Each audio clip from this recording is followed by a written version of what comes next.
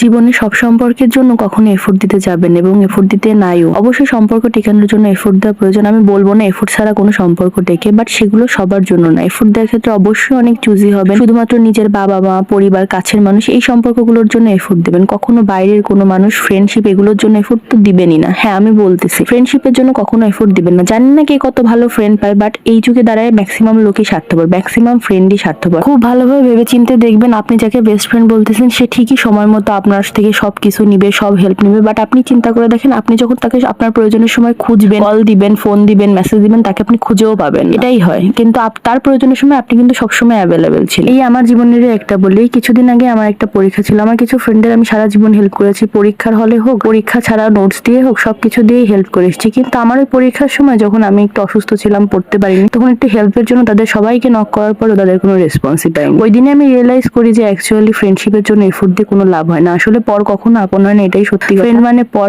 তারা পরই থাকে, তারা কখনোই আপন হয় না। হ্যাঁ, এটা ঠিক, এদের এখন আমি ফ্রেন্ডই বলি, মিশি কথা বলি, কিন্তু আমি এটা মনে প্রাণে বিশ্বাস করি ফ্রেন্ড কখনো আপন হয় না। ফ্রেন্ড মানে আমার জীবনের একটা সময় ছিল যখন আমি আমার ফ্রেন্ডদের খুব আপন ভাবতাম এবং আমি ভাবতাম যে আমার সবচেয়ে ভালো ফ্রেন্ড তারও আমি সবচেয়ে ভালো ফ্রেন্ড হব। সে যদি আমাকে ছাড়া অন্য কাউকে ভালো ফ্রেন্ড বানাতো, তাকে আমি গিয়ে বলতাম যে কেন তুমি এটা করতেছো, তোমার আমাকে ভালোবাসতে হবে, আমাকে সবচেয়ে বেশি ভালো ফ্রেন্ড বানাতে হবে। কিন্তু এখন আর আমি এটা বলি না। এখন আমি সবসময় এটা মনে করি যার পোষাবে আমার সাথে মিশবে, যার পোষাবে না আমার সাথে মিশবে। এটা আসলে আমার কিছুই যায় আসে না, কারণ আলটিমেটলি দিন শেষে কিছু কিছু মানুষের উপর আমি অ্যাকচুয়ালি ডিপেন্ডেন্ট না, তারাই অ্যাকচুয়ালি আমার উপর ডিপেন্ডেন্ট। আর ঠিক এই জন্য যারা আমার জন্য এফোর্ট খরচ করেনি, আমার প্রয়োজনে যাদেরকে পাশে পাইনি, তাদের প্রয়োজনে প্রিয়জন হওয়াটা আমি মনে মনে অনেকদিন আগেই ছেড়ে দিয়েছি।